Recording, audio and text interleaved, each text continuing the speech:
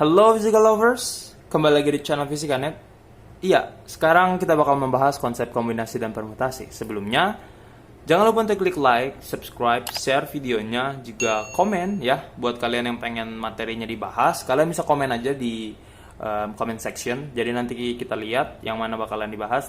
Next video mungkin kita bakalan bahas. And apa kabar semuanya? Saya harap kalian semua baik-baik aja ya di masa pandemi sekarang ya. Jangan lupa juga untuk tetap cuci tangan dan jaga pola hidup sehat. Well, ayo kita masuk dalam materinya. Sip. Yang pertama kita bakal membahas apa itu kombinasi dan permutasi. Karena kita harus tahu maksud dari kombinasi dan permutasi gitu ya. Sebentar. Oke, jadi dalam bahasa Inggris kombinasi itu adalah combination dan permutasi itu adalah permutation gitu ya. Kalau salah cara ngomongnya bisa komen di bawah ya, gimana cara ngomongnya. Ya mungkin nggak bisa ya, karena kan itu cara ngomong ya. Ya udah lupain. Oke, next.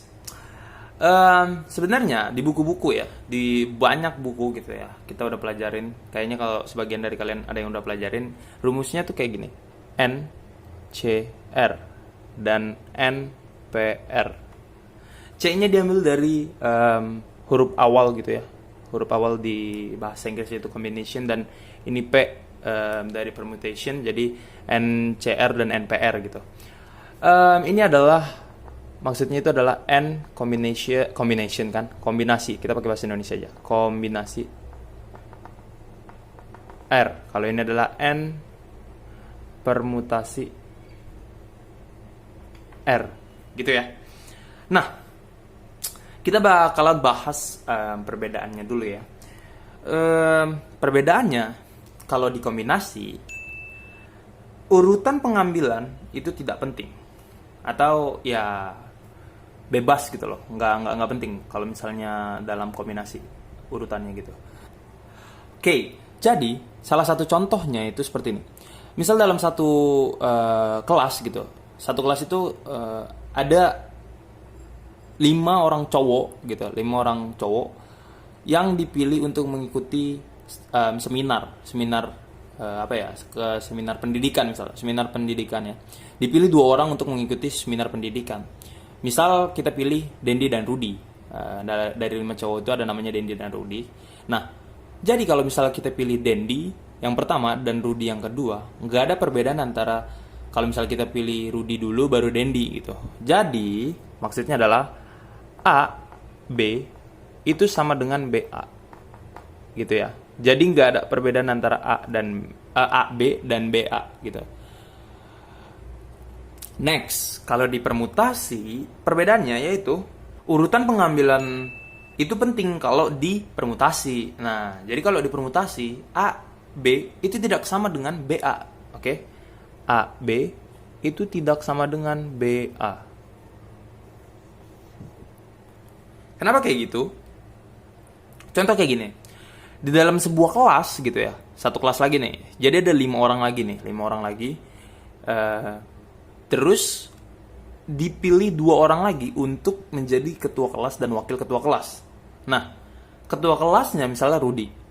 Dan wakil ketua kelasnya itu Dendi.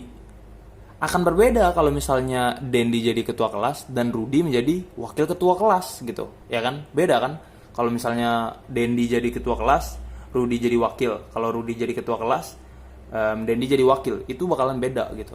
Karena kenapa? Karena itu urutan di permutasi itu penting. Beda sama kombinasi. Kalau kombinasi enggak gitu loh. Ya udah, kalau mau Dendi sama Rudy yang berangkat, ya nggak ada bedanya kalau misalnya Rudy sama Dendi. Tadi ngomong Rudy Dendi, Dendi Rudy. Oke gitu. Ya, gini deh, gini. Intinya A, B itu sama dengan BA kalau dikombinasi, dan A, B itu tidak sama dengan BA di permutasi. Ini kita bisa pakai andaikan Rudy Dendi yang tadi ya. Jadi kalau bingung tadi sama contohnya ya. Jadi kalian bisa lihat aja nih. Ini maksudnya kalau misalnya di kombinasi apa, permutasi apa. Sip. Itu dulu. Sekarang kita bakal bahas persamaannya gitu. Di kombinasi dan permutasi itu punya kesamaan juga gitu. Kesamaan dari kedua ini adalah mencari banyaknya cara untuk mengambil R benda dari N benda gitu. R benda dari N benda gitu, oke? R benda dari N benda. Well, kombinasi dan permutasi ini adalah operasi bilangan ya. Jangan lupa, ini adalah operasi bilangan. Sama kayak sama kayak perkalian, pertambahan gitu. Itu adalah operasi bilangan ya kan? Nah, kita bakalan masuk ke dalam satu contoh soal. Jadi nanti kita bakalan identifikasi dulu itu adalah kombinasi atau permutasi gitu ya. Sebentar, dihapus dulu. Oke, kita masuk dalam contoh soal. Kita baca ya. Dari 10 orang siswa dipilih 3 orang untuk mengikuti seminar kesehatan. Kalau kita identifikasi, ini merupakan soal kombinasi. Kenapa soal kombinasi? Karena urutan di sini nggak penting ya. Urutannya di sini tuh bisa dibilang diabaikan. Karena kita misal andaikan ya, ini dalam huruf gitu ya, dari A sampai J, karena kan 10. Kita bisa pilih ABC. Ini yang berangkat nih ABC. Kalau misal kita pilih CBA atau BCA, ini sama kan? Sama dong. Kalau misalnya ABC sama CBA sama dengan BCA juga, berarti ini semua sama. Makanya kita pakai konsep kombinasi gitu ya, NCR. Oke, sip. Kita tinggal masukin. Mana? Ngapus sebentar. Nah, jadi ini adalah 10C3. Oke? Sekarang karena kalian udah paham ya konsepnya, kita bakalan kasih rumus mentahnya gitu. Rumus mentahnya yaitu NCR itu sama dengan N faktorial per N minus R faktorial dikali R faktorial. Ya, dicatat. Boleh. Pasti banyak yang nanya nih, faktorial tuh apa sih gitu ya. Kita bahas sedikit ya. Kita bahas dulu sedikit. Faktorial itu apa? Jadi, kalau misalnya ada 3 faktorial, itu artinya adalah 3 dikali 2 dikali 1. Oke? Ini adalah konsep faktorial ya. Kalau misalnya ada 2 faktorial, ini berarti 2 dikali 1. Nah, kita asumsikan kalian semua paham maksud dari konsep faktorial ya. Kalau ada 20 faktorial, ini adalah 20 dikali 19 dikali 18 dikali 17 dikali titik sampai dikali 1 gitu. Jadi ntar kali 16, 15, 14, 13, 12 sampai 1 pokoknya. Intinya sampai 1. Misalnya ada 100 gitu. Di mana ya? Di bawahnya sedikit. 100 faktorial. Ini adalah 100 dikali 99 dikali 98 gitu. 97 dikali titik sampai kali 1 gitu. Pokoknya sampai ujungnya dikali 1 gitu. Nah, terus kalau misalnya 0 faktorial berapa kak? 0 faktorial itu adalah hasilnya 1 ya. Pokoknya ini diingat aja. Oke, 0 faktorial itu hasilnya 1. Ini diingat aja ya. 0 faktorial hasilnya 1. Nah, jadi kita bakalan pakai konsep faktorial seperti ini di kombinasi permutasi ya. Karena ini penting ya. Intinya mah gampang sih. Kalau faktorial itu gampang, kecuali nanti dia dalam bentuk yang berbeda. Kalau yang masih angka gini masih bisa sih ya. Berapapun faktorialnya, oke? Nah, dari rumus ya kan, ini kan 10C3 ya. Ini kalau misalnya kita mandaikan ini N, ini R gitu ya. Ini N, ini R. Gitu kan? Sip. N faktorial berarti 10 faktorial dibagi N minus R. Ini adalah 7 faktorial ya. Langsung aja ya, 10 dikurangin 3. Ini apa nih? R faktorial itu 3 faktorial. Oke? Oke, ini berarti sama dengan 10 dikali 8 dikali 9 dikali 7 dikali 6 dikali berapa? 5 ya, dikali titik-titik sampai 1 ya. Ini dibagi 7 dikali 6 dikali 5 ya, 5 dulu kali 4 dikali titik-titik sampai dikali 1, ini 3 faktorial masih. Nah, lihat ada kesamaan ya. Ini merupakan 7 faktorial. Ini juga 7 faktorial dong. Ya enggak? Berarti kita bisa tulis seperti ini. Set. Ini adalah 10 dikali 8 dikali 9 dikali 7 faktorial dibagi 7 faktorial dikali Oh, nggak usah dikali gitu. 3 faktorial ya. Nah, ada yang sama bisa kita coret. Kayak kita coret, ini berarti hasilnya sama dengan 10 dikali 8 dikali 9 dikali 3 dikali 2 dikali 1, ya kan? Ini coret-coret sisa 3, ini coret sisa 4, ini 12 ya. Berarti hasilnya 120. Oke, hasilnya adalah 120. Jadi kita memiliki 120 cara untuk memilih 3 orang dari 10 siswa gitu ya. Kan yang kepilih 3 orang kan. Nah, next kita coba konsep permutasi, oke? Oke, next. Sekarang kita pakai konsep bahas soal permutasi ya, karena tadi udah kombinasi. Jadi soalnya kayak gini. Dari digit-digit 0, 1, 2 sampai 9, maksudnya tuh 0, 1, 2, 3, 4, 5, 6, 7, 8, 9 ya. Akan dipilih 3 digit untuk dijadikan pin handphone. Nah, ya. Jadi kalau misalnya kita tulis ini berarti 0, 1, 2, 3, titik-titik sampai 9 ya. Ini adalah ada berapa? Aduh. Ini di atas terlalu mentok. Ini ada berapa? Ya, 10 ya. 9 ya. 1 sampai 9 itu 9 tambah 0 gitu kan. 0 kan dihitung juga jadi 10. Well, ini kita bisa tulis 10. 10 C lagi kan. 10 P3 ya. Loh. Berarti jawabannya kayak tadi, Kak? Enggak, beda ya. Jawabannya bakalan beda sama yang tadi. Kenapa? Karena rumusnya beda. Kalau rumus dari NPR itu sama dengan N faktorial dibagi N min R faktorial. Iya, perbedaannya sedikit ya. Gampang berarti diingatnya. Well, kalau misalnya kita masukin konsep dari permutasi, berarti hasilnya kayak gini. 10, udah nggak kelihatan gimana. 10 faktorial ya dibagi dengan 10 dikurangin 3 faktorial.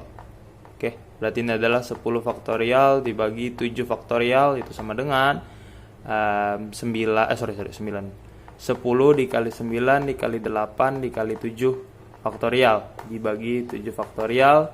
Coret, ini hasilnya 9 dikali 10 dikali 9 dikali 8. Oke. Kenapa itu 7 faktorial?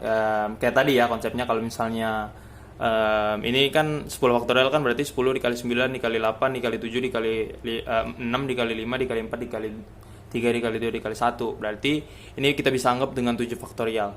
Karena pembagiannya dengan 7 faktorial, yaudah kita bisa tinggal coret aja. Anyway, biasanya bakalan kayak gitu sih. Soal-soal tuh biasanya bakalan bikin kita gampang untuk coret. Mungkin salah satunya bisa misalnya kayak 20 faktorial dengan 15 faktorial. Ini sama kayak 20 dikali 19 sampai nanti dikali 15 faktorial, tinggal kita coret tinggal 15 faktorial. Ya, ini berarti ntar ada 18, 17 dan 16. Jadi nanti kita tinggal kaliin 20, 19, 18, 17 dan 16 gitu. Karena ya gampangnya dari konsep faktorial sih di situ pasti ada yang bisa dicoret gitu. Wow. Sekarang ini bisa dihitung di kalkulator ya. 9 dikali 8 kan 72, berarti itu hasilnya 720. Kalau misalnya kita dapat cara yang baru dan lebih mudah, gimana? Iya.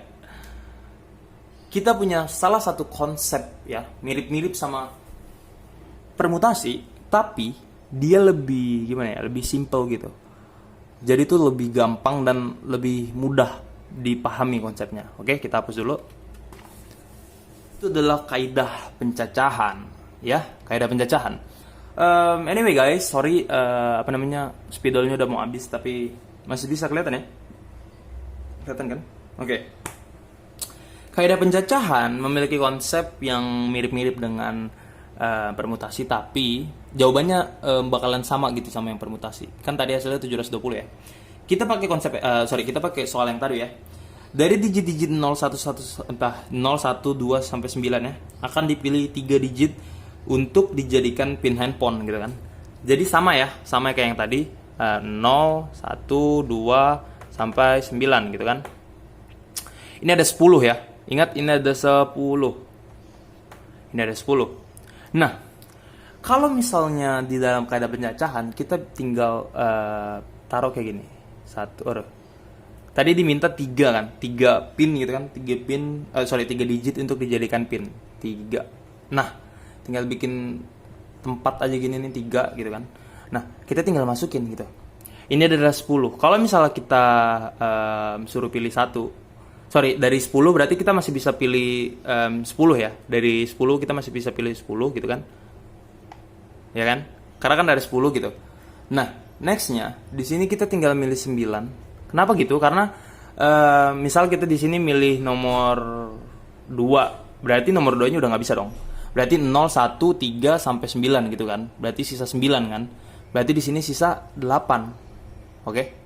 Kenapa sisa 8? Ya iya dong. Kalau misalnya di sini kita udah pilih 2 gitu kan. Berarti sisa 8 dong. Misalnya 1 dan 2 udah dipakai. Jadi sisa 0, 3 sampai 9 gitu. Jadi sisa 8. Di sini karena belum kepake semua masih bisa pakai 10. Kalau di sini sisa kita karena udah kepake di sini 1 berarti di sini sisa 9 gitu kan. Di sini udah kepake 1, sisa sini berarti sisa 8 gitu loh. Oke, gampang ya. Hasilnya juga sama 720. Ya, yang tadi juga 720 kan? 10 dikali 9 kali 8. Iya. Lebih mudah ya. Lebih mudah. Mudah banget lah. Kayak nggak nyampe 2 menit, nggak nyampe semenit malah. Oke. Ini kita pakai konsep kaidah pencacahan ya. Anyway, ini soalnya adalah requestan dari subscriber Fisikanet. Jadi ya kita baca soalnya, ini dihapus dulu ya. Jadi soalnya kayak gini. Wayan ingin menghadiri undangan dengan menggunakan kostum batik gitu ya. Ternyata baju yang Wayan punya itu cuman 3 gitu ya. Baju batiknya 3 gitu. 3 warna ya.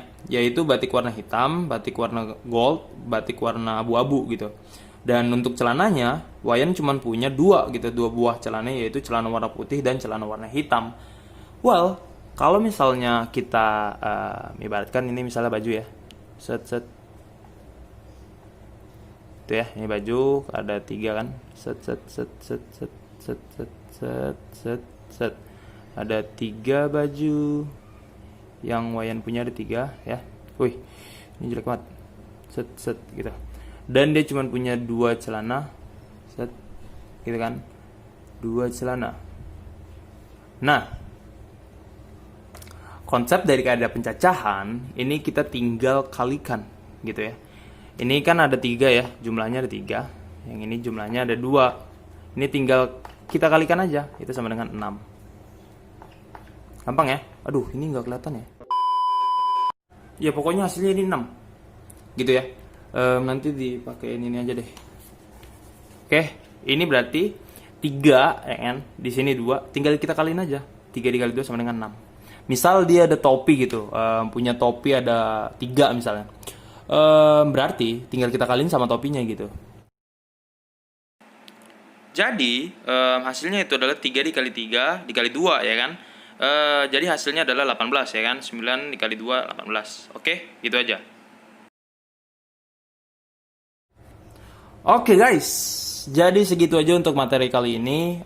Thank you so much buat kalian yang udah nonton video ini. Jangan lupa untuk klik like, subscribe, juga share videonya ke teman-teman kalian.